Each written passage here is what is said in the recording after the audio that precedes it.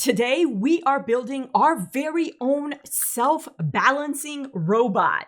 And while this isn't the prettiest robot, its guts are all showing, I got jiggly wires everywhere. In order to make this little robot something anyone can build, I challenged myself to use easy to find materials. So the entire body is made of dollar store foam core board. Although I don't know why they really call it dollar store anymore. It's more like $1.25 store or $1.50 store these days, right? You can buy an entire sheet for a little over $1. So that's a lot of robot bodies that you can build. All you're gonna need is 5 pieces, and they are all the same size. They're 6 inches by 2.5 inches. And I have the template right on my website, so you can use it to cut out these exact pieces. And with these notches, it makes it such that you can build your robot without an extra set of hands. It kind of holds itself together enough for you to get it glued. Put this piece down here and the top piece. And you'll notice that the top piece is the only one that's different. And he'll go up here.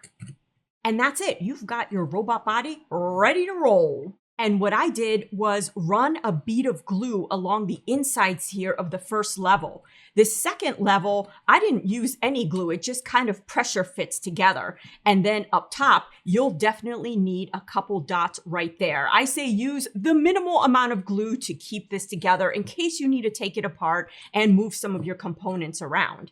The only thing not included in this template is this little hole right here, because you may need to position it differently depending on the motor that you're using. And this allows it to freely spin. For a project that seems so complex, these are the only components you need to get it to work, along with 2 motors, which are already on the robot. I'm going to be using an Arduino Uno for this simply because the wiring is a lot easier for you guys to see versus the Nano. This is the L298N motor driver, and you can hook up 2 motors to it, as well as a power supply that can not only power the board, but it distributes powers separately to the motors. This can supply up to 2 amps per motor, so plenty for our little guy. So those components are part of the opening act, but the main star of the show is the MPU 6050. This is an accelerometer and a gyroscope built into one.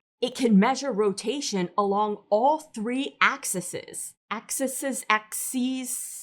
Static acceleration due to gravity and dynamic acceleration due to motion. One of the most important things to pay attention to is this little diagram right here when you put the MPU 6050 into your robot, because you want to make sure you're measuring the right axis. For instance, this is Y going like that, and then X flipping it side to side. So we are going to be using the X. Now, I'm not going to get into every little detail about this board, what all the pins do. We already did that in a much more in-depth tutorial that you can find on my website. Starting with the very first pin on the right, that is your VCC. So using this red jumper, I'm going to connect to the 5-volt pin of the Arduino, and you can see my labels are all worn off. This poor board has seen a ton of action. So gotta look in here, and you can see that is the 5 volts.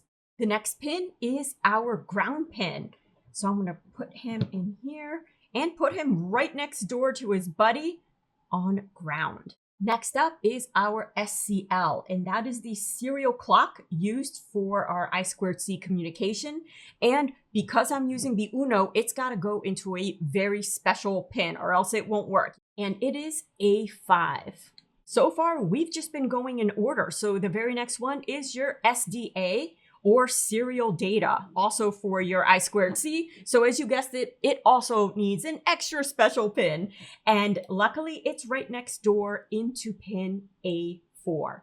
If you're using a Nano, the pins are exactly the same, so you can copy me. And finally, we got one more lonely pin, and that is our int pin, or interrupt pin. And the Arduino Uno only has 2 interrupt capable pins, and that is 2 or 3. So I'm going to go ahead and pick the first one, number 2. And with that, we are done with the MPU 6050. Now let's add the motor driver to the mix. we're just going to be connecting this first column of pins here. And the labels are nigh impossible to read. So we're just going to go in order from top to bottom. First up is our ENA pin, and that stands for Enable A. That controls the speed for motor number 1. And because we're dealing with speed, which can be fast, slow, or anything in between, you want to be sure to pick a PWM capable pin along here. So any one of these guys with the squigglies. So I'm going to go for number 3 right there. Next up is in1, and that stands for input 1. So sending 5 volts down this wire will cause the motor to spin either clockwise or counterclockwise, depending on how you have the motor wired up. And because direction is either one way or another, nothing in between, you can pick any one of these pins. So I'm just going to stay in order. Then we have our in2 pin, or input 2. Sending 5 volts down this wire will cause that motor 1 to turn in the other direction. So we got some jumpers jumping ship here. So I'm going to put him back into 4. And this guy, we'll just put him into 5. So in2 into 5. The next pin is in 3.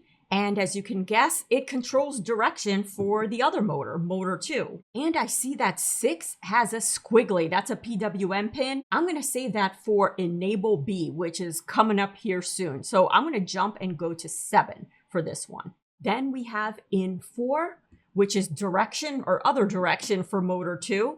And let's put that one into 8. And this last one is ENB, which we knew was coming. And that one I'm going to put into 6, which I reserved for it. So I got to get in between here. Scooch, scooch, everybody.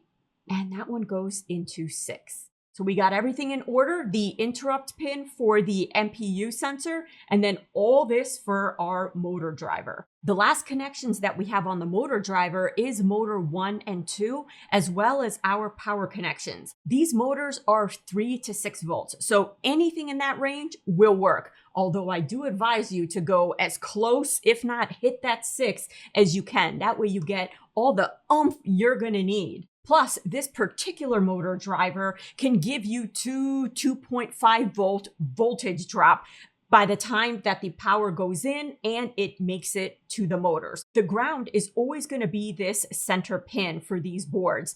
And then for the positive, you have 2 options. If you're going to power with 5 volts, go ahead and use this screw terminal. Anything above 5 volts, you got to stick with the one here on the left. Now, I'm going to be using this battery pack right here with 2 3.7 volt batteries. And these are my favorite rechargeable one. They're great for robot car projects. And that'll give me a total of 7.4 volts. 6 volts, 7.4. You typically don't want to go too much over voltage-wise, but remember that voltage drop. So even with 7.4, these motors are going to be safe. I'm going to take this random strand of wire here because I am not quite sure how much we're going to need. We can always add to the length if we want. And he is going right in the middle like that. Tighten him down. Pretty good here. You can also use jumper wires. I love using jumper wires for these because then you can plug it into a breadboard. And we'll put our positive vibes wire in like that. I went ahead and added some starter wires to our motor outputs here. With DC motors, you can't really hurt them by wiring them one way or the other. Wiring it one way will spin it clockwise by default. Wiring it the other way will spin it counterclockwise. So this is all stuff that you can figure out later. For prototyping purposes, I love using these quick connects. I'm going to put red in here and connect this one with red, and then black with black. And if you find one particular motor or both of them spinning in the wrong direction, it is much easier to swap it at this quick connect than it is to try and get in there and turn that little screw. All right, so how do we power this whole thing? It depends a lot on the microcontroller that you're using. Here we have 2 options. We can power either through the barrel jack or the V-in pin of the Arduino. But if you're using a Nano, you're pretty much stuck with the V-in pin option. Since I'm using an Uno, let's start with the barrel jack option. It is my absolute favorite because it's got polarity protection. There is very little ways you can mess this up other than jamming too much voltage through it. The Uno can take 7 to 12 volts comfortably, and it falls within the same range as this driver module. We don't really have to worry about our MPU 6050 because it's getting its power directly from the Arduino. So as long as the Arduino gets power, technically, this guy should be happy. To go in through the barrel jack, you're going to need a male jack adapter. And when you're doing your power circuit, make sure the batteries are out of the holder. This will go right into the Uno there. So somehow we need to get all these guys together like that. And for prototyping purposes, that's where my little quick connect comes in. I'm going to start at the source and pop these on one side. So we have our power coming in, and this is where it's going to get spliced to all the components that need it. To do that, I am going to take all the black wires, our grounds, and wrap them together. Pop it in here. And same thing with all the positives.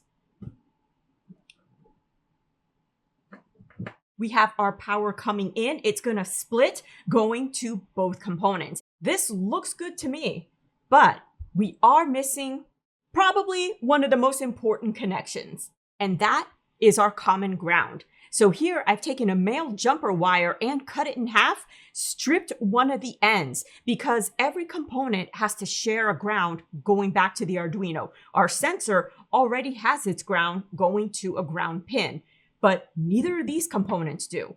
So a quick fix to that is just unhooking this guy here and twisting my Frankenstein jumper wire, getting them in here. This common ground causes a lot of circuit gremlins, so be sure not to forget it. And I'm going to put him right next to the other ground on this side. So now both of these components have their little ground too. All right, let's test this out. Popping in some batteries, making sure all the connections are good. And there's a big bunch of nothing. I don't see any lights lighting up. Let's see, the old battery jiggle trick. Here we go. Our sensor is happy, so is our Arduino, as well as our motor driver. Next, for those of you using a Nano or some other board that doesn't have my beloved barrel jack, I'll show you how to do it using the V-in pin right there. And for this, you're gonna need 2 Frankenstein jumper wires. We have our power coming in just like before. And this time, I'm going to take these 2 black wires, one from the module, and my little jumper here, and pop him in here. And same thing with our positive, taking it from the module, and my red cut up jumper in here. And all we have to do is plug it into the Arduino. And this is where you want to make especially sure you don't have batteries in the compartment, because unlike the barrel jack, the V-in pin doesn't have any polarity protection. So you don't want to accidentally swap these connections because you could damage your Arduino. And I know the V-in pin is right next to the ground. What about that common ground? Well, when you're using the V-in pin, it's pretty much taken care of for you because it's right here and it's already connecting with the battery pack as well as the module. So that's one less wire you have to worry about.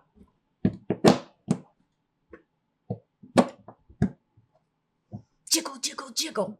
And that works too. Now it's time to transfer your circuit into your robot body. So you can see how I laid everything out. To help me out, I put the absolute heaviest thing on the bottom, and I'm talking way bottom. Optionally, you can probably put it on this first shelf and pretty much have the same effect. And then you have a spare shelf for your Arduino and your motor driver, but I was able to keep everything low here. I kept mine empty because I plan to add a lot more goodies to this. And finally, my sensor is at the top. And you want to pay attention to how this is oriented. It's a rectangular sensor, so I have the long edges of my rectangle facing forward and back, and that will measure along the x-axis. If you have this rotated, then you're going to be measuring along the y-axis. To secure your components, use the minimum amount of glue in case you need to shift anything around.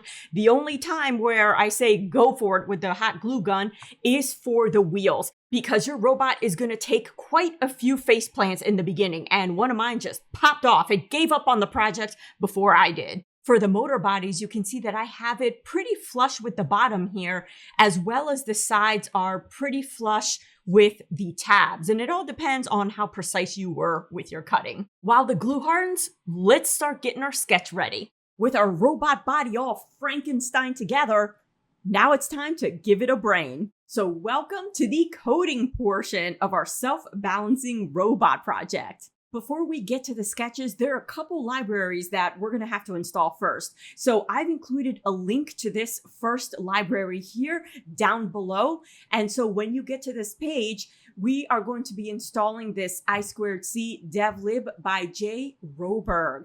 And this one installs a little bit differently than other libraries you may be used to. So what you want to do is go to this green button here and download the zip file. And here it is in my downloads. So I'm going to unzip it and see what we got. Now, normally you would take this entire folder and drag it into the libraries folder of your Arduino installation, but he's packaged this a little bit differently. So you want to get into this folder and then go into the Arduino folder.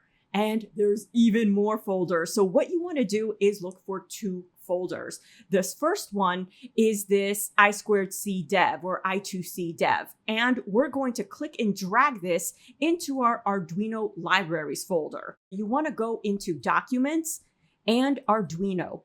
And you may have a lot of sketches going on like I do, but you want to look for a particular folder called Libraries. So here is mine down here. I'm going to double click it. And these are all the libraries that I have installed over time.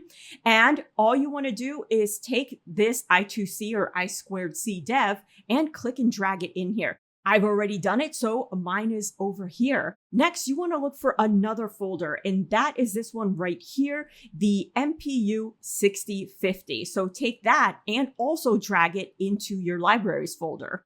And here's mine right here. Okay, this is not the self-balancing robot sketch, but we're going to have to calibrate our MPU sensor first. And you definitely don't want to skip this step. It turns out the MPU sensor is not perfect out of the box.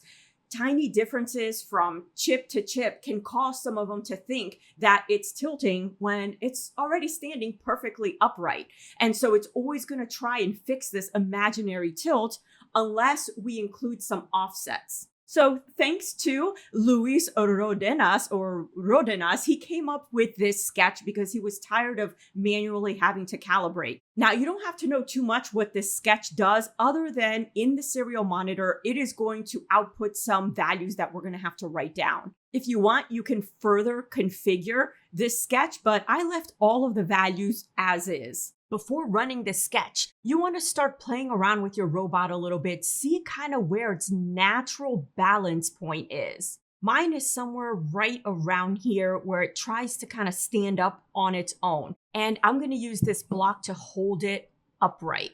And this is kind of tough to get exactly right. Try not to run the calibration sketch holding it with your bare hands, because any little variation is going to cause a calibration sketch to get stuck. Now let's run it. It's asking me to send any character to start the sketch. All right, what do you guys think? I'm going to type in S and then hit enter. S for start. Let's go. It just reminds you how you should position your MPU sensor. So it wants to make sure it's horizontal like this and not vertical.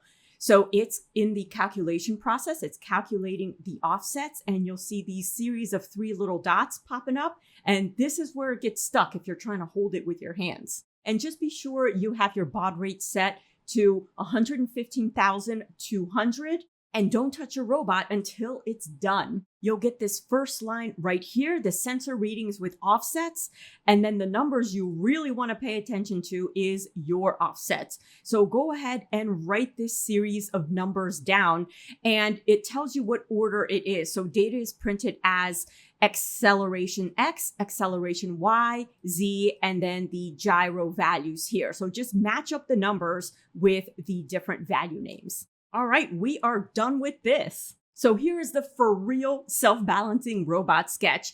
And you see a lot of the same libraries that we used before, except this new one right here. So let's go ahead and install that. So I'm going to go to Sketch, Include Library, and Manage Libraries. This one you can get right from inside your Arduino IDE. So I'm going to start typing in PID, and it's this first one right here. You can see that I have it installed already. And I'm going to be showing you some of the most important lines in this sketch that you're going to have to tweak to get your particular robot balancing perfectly. The first thing I've defined is our motor driver pin connections, because you might be using a different motor driver. So whatever pins you're using, you just want to make sure to update them here. And same thing for your MPU sensor interrupt pin. Different boards have different interrupt capable pins. So be sure to update that if you're using something different. After that, I'm going to scroll down here, and you want to pay special attention to this line.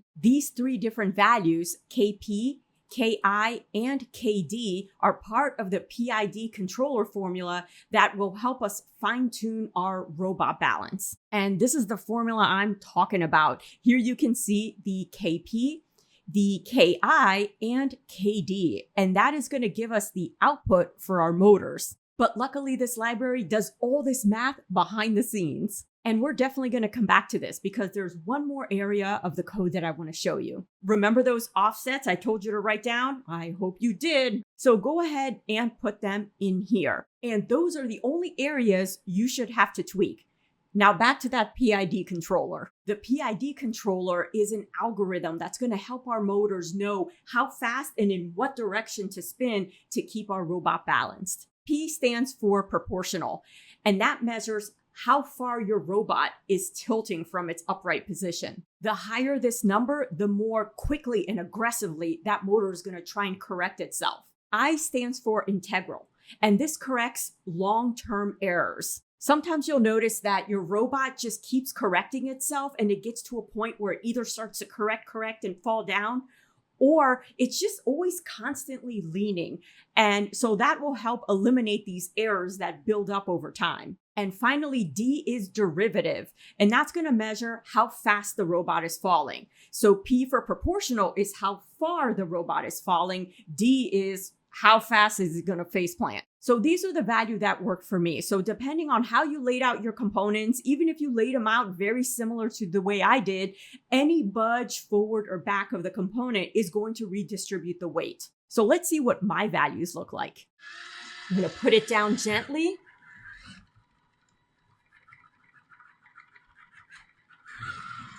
Now my table has a little lean, so that's why he's always trying to go this way to correct himself.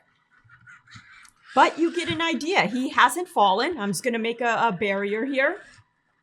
If he leans too far, the motor's cut off. And this is a safety feature built into the code, where if it leans over 15%, well, there's no use correcting yourself. You're in faceplant territory. When you upload your code, do not expect these results. Even if you use my numbers, your robot is probably going to faceplant right off the bat, or be acting crazy, spinning around, and face planting harder. So one of the first things you want to do after uploading the code is to really watch the wheels. If you have your robot and you tilt it forward, well, what should happen? If he's tilting forward, you want the wheels to catch that fall. And so that means the wheels have to be spinning forward in the direction of the fall. And same thing with backwards. Tilt him just a little bit, because remember that 15%. Now say both wheels are turning in totally the wrong direction. Easy fix. Take both motors and swap the motor wires here and here, and then you'll get them turning in the right direction. Now, if you have only one wheel turning in the wrong direction, well, take the wires of that offending wheel and swap them. That is the first thing you got to sort out before we start fine-tuning some of these values. And I'm not going to lie, messing with these values is a painstakingly long process. You want to work slow and take breaks if you have to, and write down the changes that you make. So my advice is to start with everything zeroed out, and this KI here zeroed out. And the first value you're going to mess around with is this KP. So let's start it at 10. Anywhere from 10 to 25 is a good range. Get the wheels moving.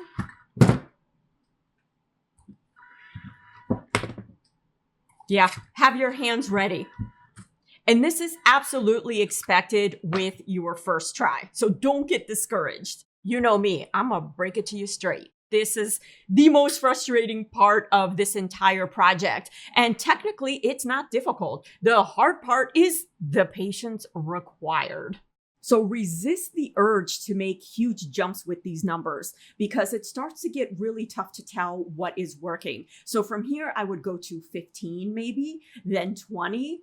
And once you get to about 20, start inching up like 22, 23. And I found that 25 was that number where the robot catches itself for the first time. So let's see what that looks like. All right, so it's beginning to catch itself that first time. Oh, and it fell. So one of the things that you're looking for is the robot is going to try and balance. So if it catches itself the first time and then immediately flops over, then you know that your KP value is most likely really close or right on the money. So as soon as you put your robot down, see if it does that first initial catch. Even if it falls down, you're moving in the right direction. And once that happens, it's time to adjust the KD value. So I'm skipping over KI for now, and let's go to KD. And here you want to maybe start at 1. And what we're looking for here is that the robot's going to take an initial tilt. It's going to correct itself because we set our KP correctly. And it's going to correct itself again because what was happening because we didn't have any KD, we set our KP and it was overcorrecting really hard. So it would correct the first time and slam it down because it was too strong. It doesn't have a buffer. And so our KD detects how fast it's falling and we can up the number to dampen that reaction. So I had a KD of 1.2. So I found that I had to increase it just a little bit because sometimes it would take that overcorrection just like that. So keep bumping that number up until you get a few seconds of balance, as they may not balance forever because we still have one more value to change. And you may find that it starts to wobble. It's all doing good, but the wobbles start getting bigger and bigger until it slams down. And that's our finesse now that we're going to mess with, which is that KI. And because I'm using such a small area, the robot looks like it's balancing pretty well without having to adjust this. But when I put it on a larger surface, I found that it did take some time, but those errors did eventually accumulate. So start small with this number. Start with 1, 2, and then kind of increase by increments of like 3 or 5. My number was 80. But resist the urge because you will be messing with these numbers a lot. Resist the urge to take those big jumps and only change one number at a time. Get it to where your robot is almost there before jumping to the next value. As for the rest of the code, every line is explained in detail on my website if you happen to be one of those code geeks like me, and heck, you want to understand what every line does. That way you can modify it, you can improve upon it, add cool features to your robot. I can't see what you guys build, but I wanted to focus more on fine-tuning the robot because this is the area that like where people get frustrated or they don't understand why the code isn't working. They think there's something wrong with the code, where it's really just getting that PID controller algorithm to work. Guys, if you want to build your own self-balancing robot, I have wiring diagrams. I have both the calibration sketch and the sketch that I used on my website. Link for that is below. I also invite you to join my newsletter club where every week I send you an email that's got either a tutorial, a cool project, or a code pack that you can start playing around with. And if you are working on a cool project of your own and you get stuck and you'd like some help, I invite you to join my mentorship community. There, every week we have a live event, either a live workshop where we learn a new component through and through so you can start using it in your projects, or office hours where we sit via video live chat and I can look at your projects. We can go over code together. So it'll be me along with other members all pitching in to get you unstuck because we all know what that's like. So I hope to see you there. And guys, I had a blast. So check you later.